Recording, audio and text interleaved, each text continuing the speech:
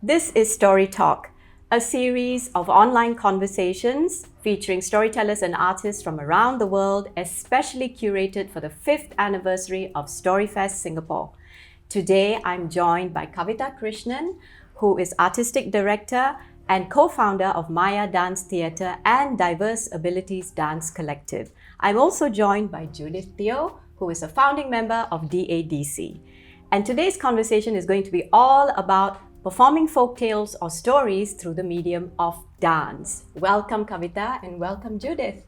So thanks for joining us today, Judith and Kavi. So I'd like to find out a little bit more about both of you and your experiences with storytelling as well as with movement and dance. So it'd be nice if you can share with me, what kind of stories you worked with and how you use movement and dance with these particular folk tales or different kinds of stories. I went to Pasadena experience and I saw Sanila Utama in that experience. And you wanted to find out more about his story? His story, yes. Then what did you do after that, after the experience? After this experience, I started create the story. So did you write the story? I did on the PowerPoint slides. So what happened is during circuit breaker period, and we were not able to meet each other quite often as we wanted to. So we had social stories sessions, and that's when one day she came to us in the Zoom session and she said, "Okay, everybody, today's going to be Sanila, and I've done this PowerPoint, and let's go through the story." And it was interesting how Judith actually gave characters to each one of us, and she facilitated. So that sparked for me that there's so much of interest and she wants to co-lead it. And so we said, okay, let's call a true storyteller to come along and join us. That's how we invited Jeremy to join us in the whole process of creating. So Sangnila was created with a script that Imran had written before for our arts education program, which is called Stories Come Alive. So we adapted from there. And what Jeremy did was awesome. It's like he sat with her to really ask what's her voice, what's her take on this handsome prince that she was mesmerized by. Oh my goodness. Yeah. So that's how the whole journey began.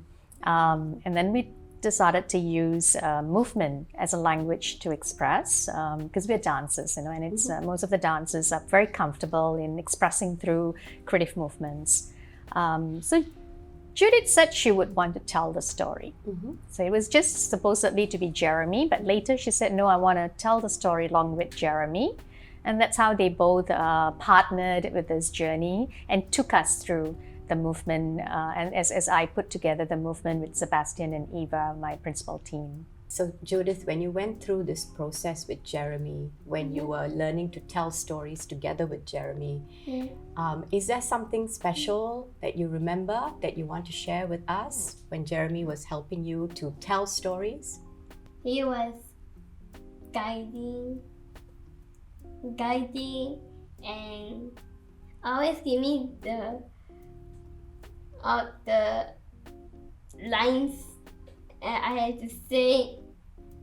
So what was it like actually thinking about Sangnila Utama as the base story and adapting it into a dance performance? What were some of the considerations, you as a choreographer and dancer and the artistic director, that you had to take into consideration when using folklore or mythology and presenting it through movement and dance?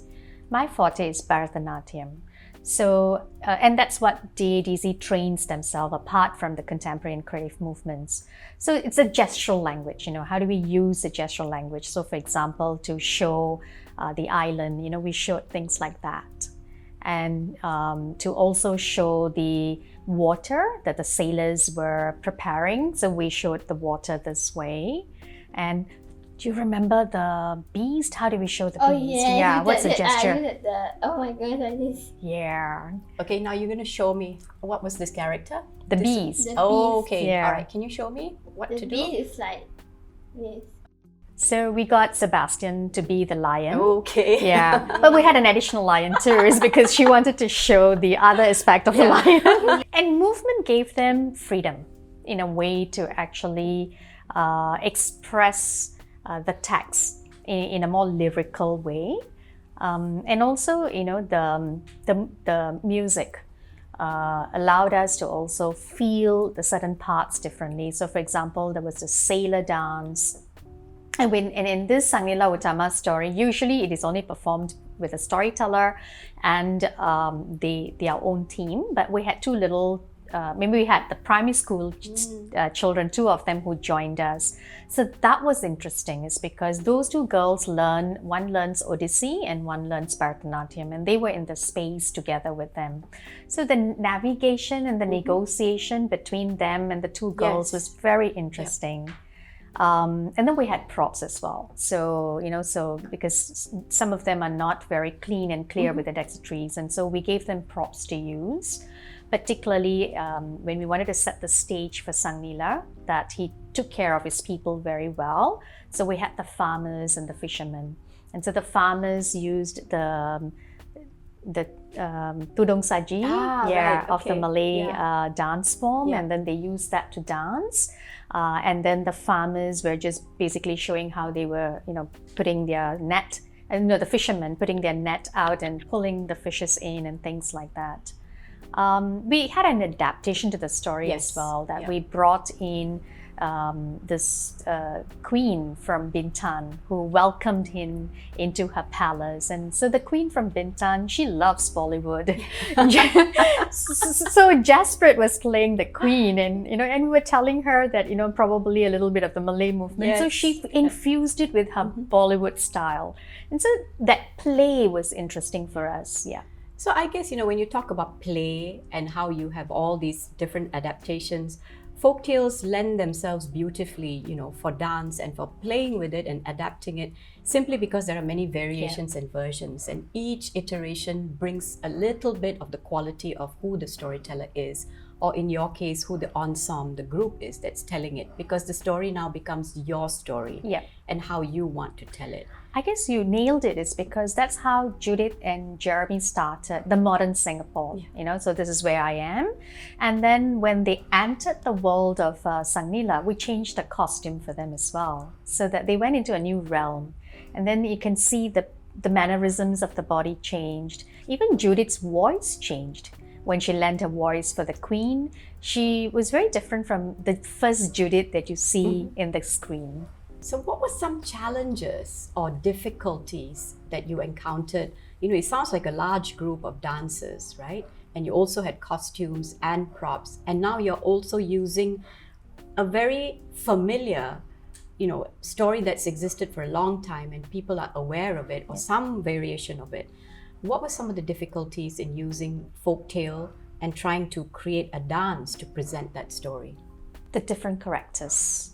So Judith was lucky because she stayed as a storyteller. So she basically had one character to play, but the rest of the others had to become from the fishermen to the sailors and then to the storm.